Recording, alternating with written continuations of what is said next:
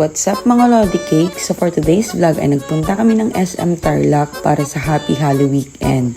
Sumali si ZL at Lucas sa Trick or Treat at nag-join din sila sa Monsterific Halloween Costume Contest. Actually guys, eto ang first time ni Luca na mag-join sa ganitong event, sa Trick or Treat. At yung costume ni Kuya ZL ay nirush ko lang talaga kahapon. Mga 30 minutes ko lang ginawa at pinanood ko lang sa TikTok.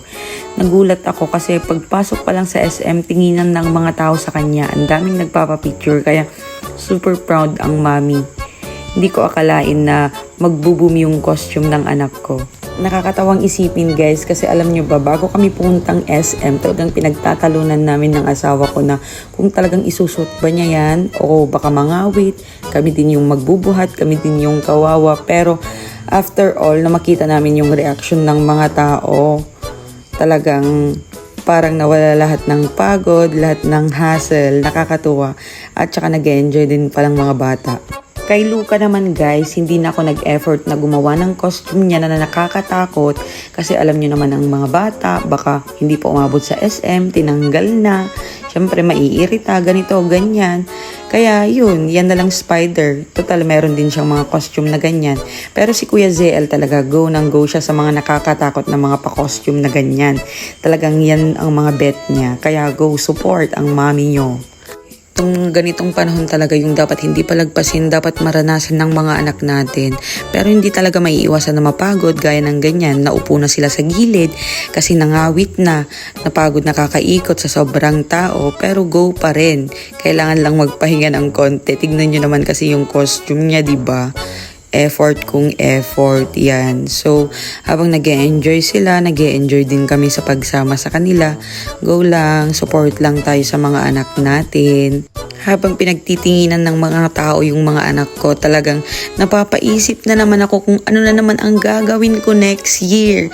Talagang ginaji tayo sa mga ganyang bagay, di ba?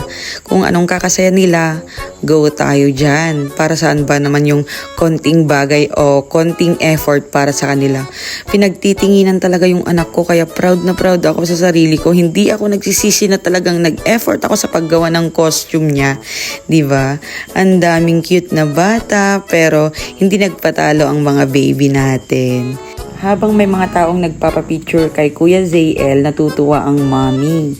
At yan na nga, nagkaloko-loko na at sinuntok-suntok na ako ng batang makulit kasi gusto nang magpakarga, pagod na ata kakaikot.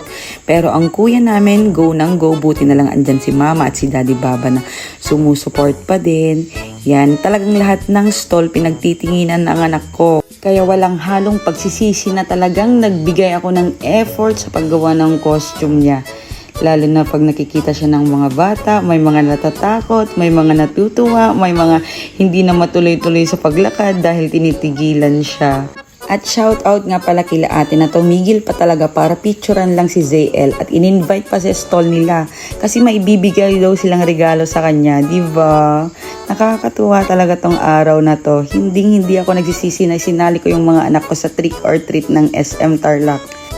Kaya sa katulad kong mga mami dyan, wag na wag nating ipagkakait yung ganitong bagay sa ating mga anak. Support lang natin sila kung saan sila sasaya at pinsan lang kasi maging bata. So that's all for today's video. Thank you for watching. Bye!